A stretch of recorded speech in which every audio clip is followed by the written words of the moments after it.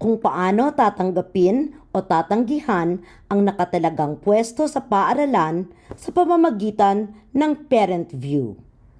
Mahalaga, ipinadadala sa pamamagitan ng koreo ang mga liham ukol sa pagbibigay ng pwesto sa paaralan o assignment letter at makikita rin sa parent view sa ilalim ng tab na Documents o mga dokumento. Nangangahulugan ang accept o tanggapin na gusto ninyong panatilihin ang pwesto para sa inyong estudyante sa nakatalagang paaralan sa kanya. Nangangahulugan ang decline o tanggihan na wala kayong intensyon na papasukin ang inyong anak sa paaralang yon at pwede na naming ibigay ang pwestong iyon sa ibang individual. Mahigpit naming inirerekomenda sa mga pamilyang nagpaplanong pumasok sa SFUSD na i-accept o tanggapin ang nakatalagang paaralan sa kanila kahit na mag-a-apply pa sila sa susunod na yugto o round. Mag-login sa parent view. Ilagay ang sfusd.edu/online app sa inyong web browser. I-click ang parent view. Ilagay ang inyong username at password. I-click ang OK. Paalala, pwede ninyong piliin ang inyong mas gustong wika sa anumang panahon sa pamamagitan ng pagkiklik sa English o Ingles sa web browser o sa current language o kasalukuyang wika sa mobile app. Kung nasa inyo na ang inyong liham ukol sa pagbibigay ng pwesto o assignment letter, i-click ang online forms o mga formularyo na matatagpuan sa internet. Kung kailangan ninyo ang inyong liham ukol sa pagbibigay ng pwesto o assignment letter, i-click ang Documents tab o tab para sa mga dokumento. I-click ang liham para mabuksan ito. Piliin ang Accept or Decline School Assignment o tanggapin o tanggihan ang nakatalagang pwesto sa paaralan. Kumpletuhin ang lahat ng seksyon. Maingat na basahin ang lahat ng instruksyon. I-click ang Continue o Magpatuloy. Tandaan na posibleng humiling sa inyo ng karagdagang impormasyon bukod pa sa pagtanggap o pagtanggi sa nakatalagang paaralan sa inyo. Pakibasa ang definisyon ukol sa paninirahan o residency. Pakilagay ang inyong buong pangalan sa ibaba ng eksakto sa nakikita sa taas na kanang bahagi ng screen na ito.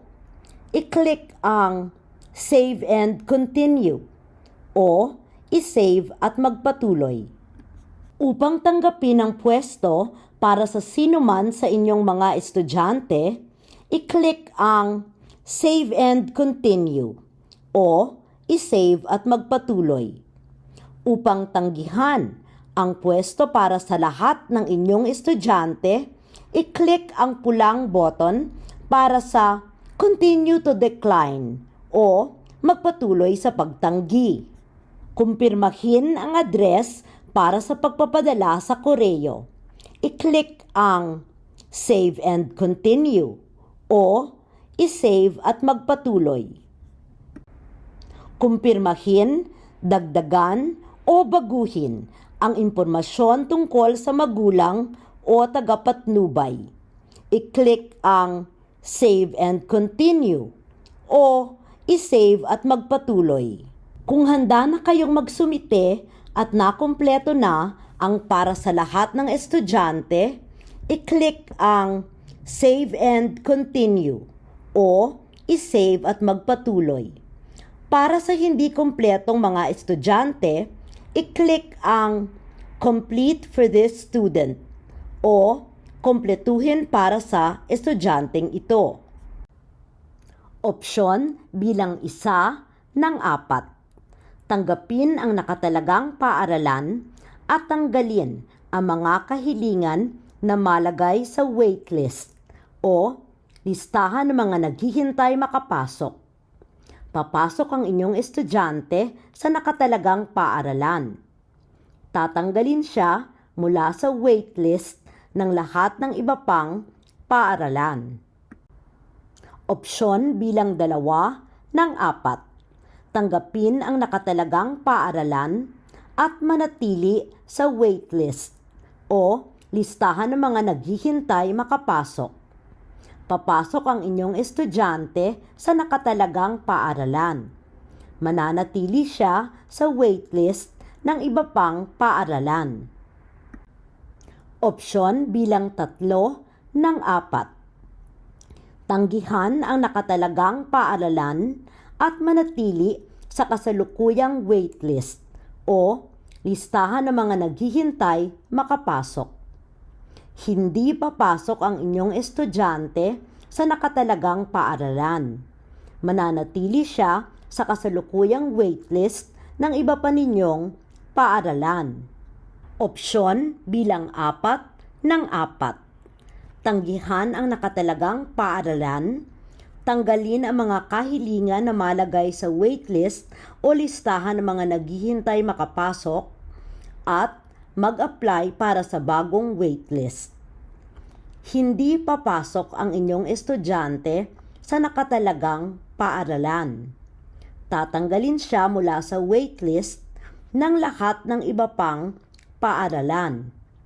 Pwede kayong mag-apply sa waitlist ng bagong paaralan mula sa inyong account sa Parent View. I-click ang Review o Reviewin upang ma-review o mapalitan ang impormasyon na kasama sa form na ito. O ang Submit o Isumite upang makumpleto ang proseso para sa pagtanggap o pagtanggi sa nakatalagang paaralan sa pangunahing yugto o main round. Mahalaga, tiyakin na makiklik ninyo ang Submit o Isumite upang makumpleto ang form.